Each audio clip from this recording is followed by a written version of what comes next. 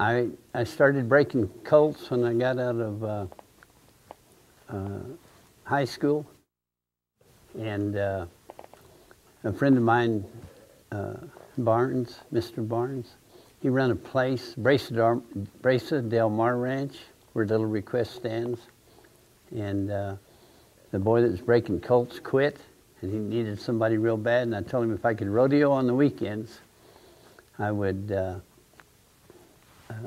help him break colts. So that's what we done. Calvin Mills, he was a leading trainer in Los Alamitos, and he was sending quite a few horses there that I broke and trained, and they were going back and doing good. And I had a lady friend of mine, Connie Imke. I said, James, you need to go to the racetrack and take my horses and train for me. And I said, okay. Well, at that time, you had to groom for 2 years at Los Alamitos. It's one of Ed Burke's rules. And so I went to the racetrack and went to work for Calvin Mills.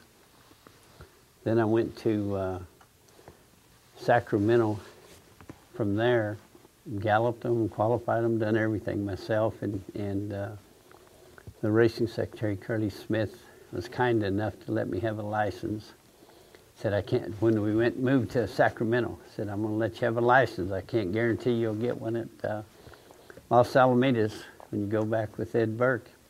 But I went back and he let me have a trainer's license, and at that time I only had a few horses, so they wouldn't let you run a maiden 3-year-old at Los Alamitos. So I gathered up a whole truckload of them and went to Centennial and run there. And then towards the end of the meet, Ed Burke, he would approve stall applications. And I never will forget, a man named Kaiser was in front of me, and when he handed him his stall application, he just tore it up. Said, next. And then he looked at mine, he said, this looks like a livery stable. But he was kind enough to give me some stalls, and I went to Los Alamitos, and that's pretty much how I got started.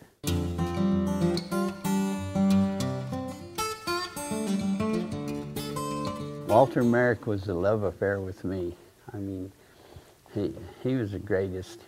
I shipped in here to Ruidoso in 1972 with Pocket 2 and stabled right there with him. I got back to California, and the talk was a couple other trainers were getting Bayou Bird, and I thought, well, you know, I'm not going to get her. And he called me up one day and said, you still want to train this filly for me out there in California? Well, yes, Walter. Anyway, he sent Bayou Bird out there to me, and we had her in El Primero del Año. Walter called me and said, would you like to take a couple of 2-year-olds out there? I said, well, yeah. So he said, well, come back here and pick out a couple. So I went back there, and there was a corral with probably 20 fillies in it. And I picked out a sorrel filly and then a black filly. And when I picked out the black filly, I said, Walter said, I think this one over here would be better for you, James. I said, oh, Walt, I like this black filly. He goes, this one's got a better mama. Well, the way I was raised, you don't argue with your elders. So I said, okay. She was a flop-eared, a little brown flop-eared filly that you wouldn't have bought. And I left there thinking, well, I got one good one, you know. So anyway, I got to Bay Meadows with Easy Date, and she pitched for about 30 days. Just every time you go to the racetrack, she would try you. I mean, she was a trying thumb a gun. But anyway, we got to Los Alamitos, and I put her in her first race. And at that time, I had to run her with winners. And she beat the winners by probably 3/4 of a length, something, as I remember. And then she won the kindergarten. And then I come in here to Ruidoso, and I went to turn her papers in up there at the office, and the stewards told me there can't be the same man cannot. Walter was training here, and they said I couldn't train if Walter was training here. However they put it, I forget. But anyway, I went back to the barn and I told Walter, I said, Walter, you're going to have to take these papers up and put in your file. He said, what do you mean? I said, they won't let me run the filly here. Something about you training here too. So give me those papers. He took the papers, went back up to the office, come back. He said, take these papers back up there and put them in your file. I said, yes, sir. Oh my gosh, I was so confident when I led her up there for the All-American, or she led me more or less. And I was thinking going to the paddock, the way she was dragging me up there, I thought, you're going to do it today. And Tiny's Gay had won, I don't know, 12, 13 in a row, you know.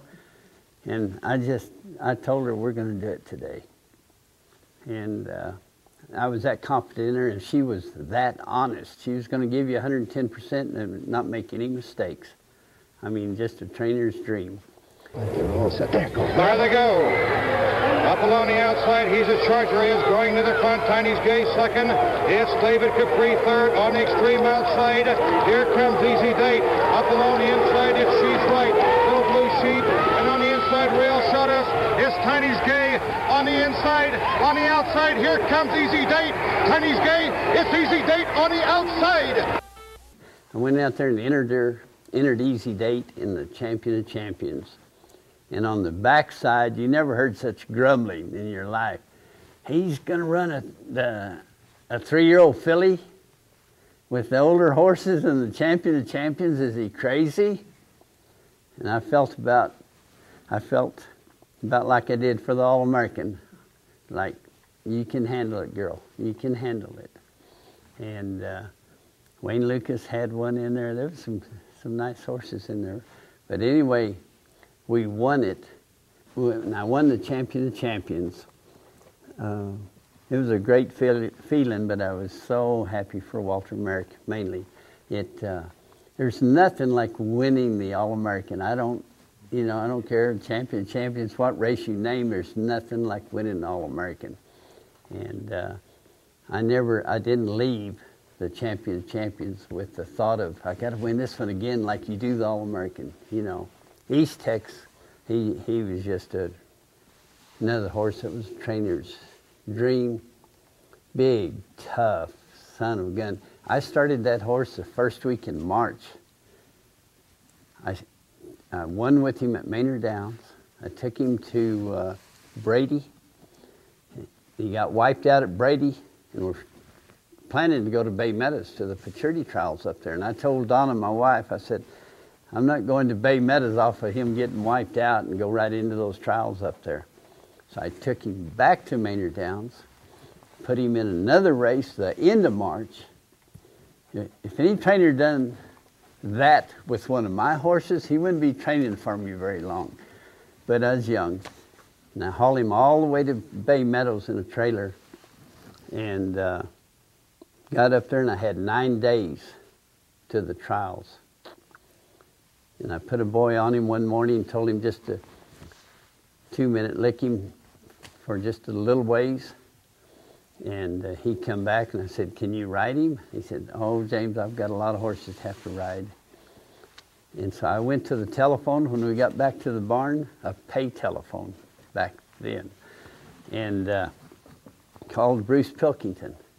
I said, Bruce, would you fly up here to Bay Meadows and ride East Tex? Hell yes. So he come up there, set a new track record, and you know the rest of it. And then East Tex come up to the All-American in excellent shape. I shipped in here 10 days before, just like I done with Pocket 2, come in 10 days before.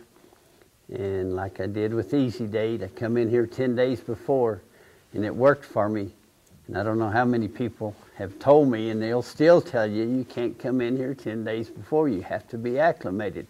And I try to tell people all the time that you're not here long enough to get sick, and if your blood count's up real high, you don't haul in the heat, you haul at night, you can do it. Now waiting on number 8, East Tex. And And there they go. East Tech is going to the front, raise a gamble. Here comes Hexagonal, and on the inside, Miss Might Do. Now it's Miss Might Do. On the inside, Miss Might Do, Hexagonal, East Tech's along the rail, American Speed, and Copper Bugs. East Tech's on the outside, in the front. But what a horse. I just keep looking for another one like him. I'll tell you how tough he was at Bay Meadows when I went up there for the Derby. I accidentally blistered his legs, and they swell up like this, and only have a few days to get to the Derby. And I was scared to death. I was scared to death. In fact, the man that was stabled by me there, he was telling everybody, you can forget about East Tex. James blistered him. But anyway, I got his legs pretty decent for the race. They're still a little swollen. But he would run through, run through anything. Just a tough. They just raised a lot tougher type horses back then. My goal is to win All-American. I've got a couple of shots at it, hopefully.